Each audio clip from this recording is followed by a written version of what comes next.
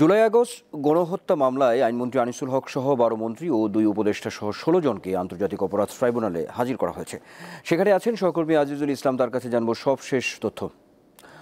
আজিজুল, ট্রাইব্যুনালে হাজির করা আসামিদের সবাই কি আইনজীবী নিয়োগ করেছেন, বা একটু জানতে চাই যে জুলাই আগস্ট গণহত্যা মামলার কি শুনানি শুরু হয়েছে কিনা, একটু বিস্তারিত জানাবেন।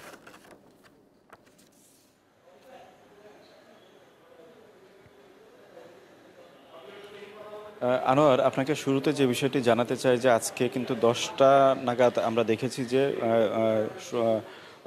সকল আসামি, যারা 16 জন আসামি রয়েছে, তারা কিন্তু তাদেরকে 3টি কারাগার থেকে ট্রাইব্যুনালে হাজির করা হয়েছে। আমরা যেমনটি জেনেছি যে কেন্দ্রীয় যে কারাগারটি রয়েছে সেখান থেকে, তারপরে নারায়ণগঞ্জ কারাগার থেকে এবং কাশিমপুর কারাগার থেকে, এই 3 জায়গা থেকেই কিন্তু তাদেরকে হাজির করা হয়েছে। এবং এই যে 16 জন আসামি রয়েছে, আনিসুল হক রয়েছেন, ফারুক খান সাবেক মন্ত্রী, দীপু মনি রয়েছেন, রাশেদ খান মেনন, হাসানুল্লাহ কিনু, জুনায়েদ আহমেদ পলক, তৌফিক ইলাই চৌধুরী যিনি সাবেক প্রধানমন্ত্রীর উপদেষ্টা ছিলেন, এরপরে রয়েছেন সালমান এফ রহমান, তারপরে আব্দুর রাজ্জাক রয়েছেন, শাহজাহান খান রয়েছেন, তারপর রয়েছেন কামাল আহমেদ মজুমদার, গোলাম দস্তগীর গাজী, তারপরে রয়েছেন শামসুদ্দিন চৌধুরী মানিক যিনি আপিল বিভাগের অবসরপ্রাপ্ত বিচারপতি, জাহাঙ্গীর হোসেন রয়েছেন, আমির হোসেন আমু এবং অ্যাডভোকেট কামরুল ইসলাম।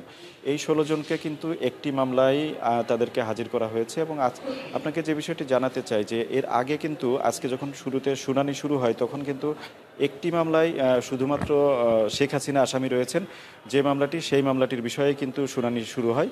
এবং সেখানে আমরা দেখেছি যে প্রসিকিউশনের পক্ষ থেকে যেটি বলা হয়েছে যে শেখ হাসিনার গত 16 বছরে যে সমস্ত অভিযোগ রয়েছে, যে সমস্ত তার যে অপরাধের ধরন ছিল, সে সমস্তগুলো ট্রাইব্যুনালে নজরে আনার চেষ্টা করা হয়েছে। এবং সর্বশেষ যে গুম কমিশনের যে প্রতিবেদন দেয়া হয়েছে, সেই জায়গায় সেই গুমে কমিশনের যে প্রতিবেদন, সেই প্রতিবেদন যে প্রকাশিত হয়েছে বিভিন্ন পত্রিকায়, সেই পেপার কাটিংগুলো কিন্তু ট্রাইব্যুনালে হাজির করা হয়েছে। এবং শেখ হাসিনার যে অপরাধের মাত্রা কীরকম ছিল সেই বিষয়টি কিন্তু প্রসিকিউশনের পক্ষ থেকে বোঝানোর চেষ্টা করতে দেখেছি আমরা। এবং এই জন্য আবার প্রসিকিউশনের পক্ষ থেকে বলা হয়েছে যে এই মামলাটি যেহেতু অনেক অপরাধ বেরিয়ে আসছে শেখ হাসিনার বিরুদ্ধে, সেই কারণে এটি তদন্ত শেষ করতে 2 মাস কিন্তু সময়ের আবেদন জানিয়েছিল প্রসিকিউশনের পক্ষ থেকে।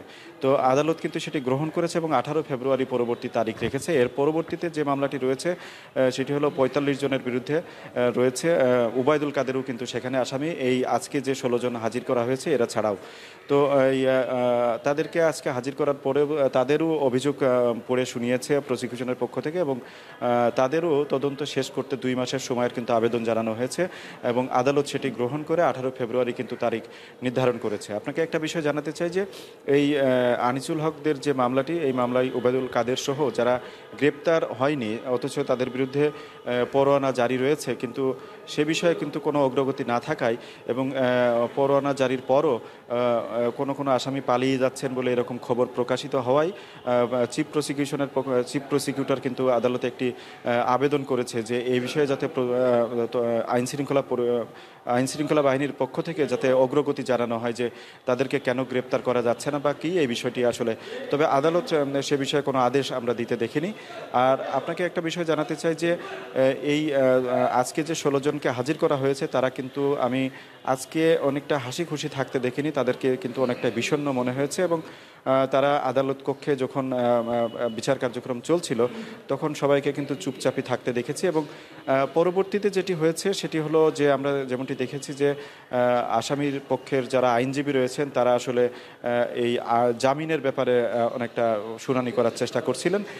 তো এই বিষয়টি এখনও শুনানি চলছে, ঠিক কখন নাগাদ শেষ হয় সেটি বলা যাচ্ছে না। তবে আপনাকে একটা বিষয় জানাতেই চাই যে সেটি হলো এই জুলাই আগস্টে যে গণহত্যা সংগঠিত হয়েছে সেটির ধারাবাহিকতা কিন্তু বলছে যে প্রসিকিউশনের পক্ষ থেকে যেমনটি বলা হয়েছে যে গত 16 বছরে আওয়ামী লীগ ক্ষমতায় থাকাকালে যে সমস্ত অপরাধ কর্মকাণ্ড সংগঠিত হয়েছে তারই ধারাবাহিকতায় এবং তাদেরকে শেখ হাসিনাকে ক্ষমতায় রাখার জন্যই কিন্তু এই যে 16 জন আসামিকে হাজির করা হয়েছে, তারা বিভিন্নভাবে সহযোগিতা করেছে এবং পলিসি ডিসিশনগুলোতে তারা ছিল, এই জন্য কিন্তু তারা দায় এড়াতে পারে না বলে এমনটি আসলে অভিযোগগুলোতে বলা হয়েছে।